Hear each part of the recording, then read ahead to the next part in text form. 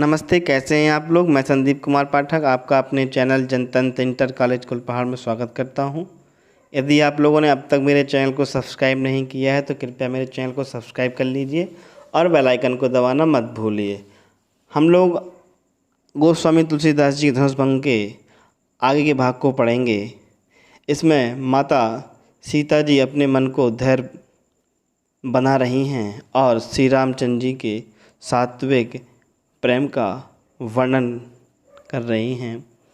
गोस्वामी तुलसीदास जी लिखते हैं कि देखी देखी रघुवीर तन सुर मानव धर धीर भरे बिलोचन प्रेम जल पुलकावली शरीर।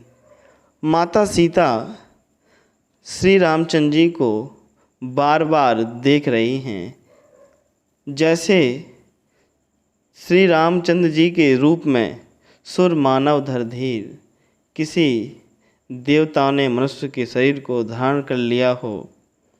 उनके ऐसे शरीर को देख कर के धैर्य धारण कर देवताओं को मनोवांछित वर प्रदान करने के लिए वह मना रही हैं और उनके नेत्रों से भरे बिलोचन प्रेम जल, उनके नेत्रों में प्रेम रूपी आंसू भरे हैं तथा पुलकावली शरीर तथा उनका शरीर रोमांच से भर गया है।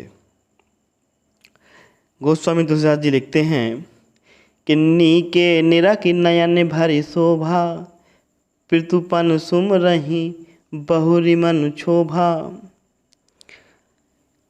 कि जब श्री राम धनुष तोड़ने के लिए मंच पर खड़े हुए और सीता जी उनकी शोभा को भली भांति देख रही हैं, तभी उन्हें अपने पिता की धनुष तोड़ने का कठोर प्रण याद आया और उनका मन अत्यंत दुखी हो गया।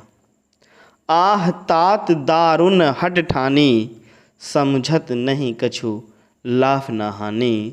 सीता जी मन ही मन सोचती हैं कि पिताजी ने इस कठोर प्रण का आयोजन क्यों किया, किसी ने उन्हें समझाया क्यों नहीं। वे अपनी इस हट के आगे उससे होने वाली लाभ हानि के बारे में कुछ नहीं सोच रहे। सचिव सभय सिख दे न को बुद्ध समाज बड़ अनुचित होई।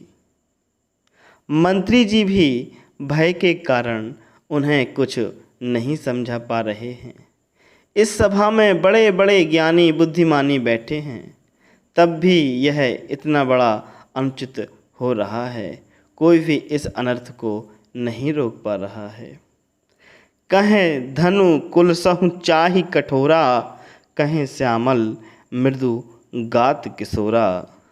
कहाँ वज्र से भी कठोर यह धनुष और कहाँ यह कोमल शरीर वाले सांवले किशोर श्री राम।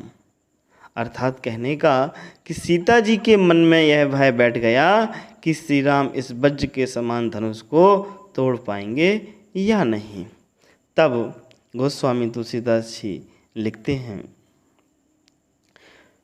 कि विधि कहीं भांति धरों और धीरा सिर से सुमन कनुवे दे हीरा। सीता जी कहती हैं कि हे विधाता, अब मैं किस तरह अपने हृदय को धैर्य बंधाऊं। क्या कभी सृज के फूल के कण से हीरे को काटा जा सकता है। सकल सभा के मति भय भोरी अब मोहि शंभु चाप गति थोरी। यह तो विद्वत सभा के सभी लोगों की बुद्धि भोली अर्थात बावली हो गई है। हे शिव धनुष, अब तो मुझे तुम्हारा ही आसरा है। तुम ही कोमल होकर मेरी मनोकामना को पूरा करो। निज जड़ता लोगन पर डारी होई हरऊ रघुपति निहारी। मैं जानती हूँ कि तुम जड़ वस्तु हो, ऐसा नहीं कर सकते, अतः तुम अपनी इस जड़ता को यहाँ बैठे लोगों पर उतार फेंको, क्योंकि ये चेतन होते हुए भी जड़ बने हुए हैं।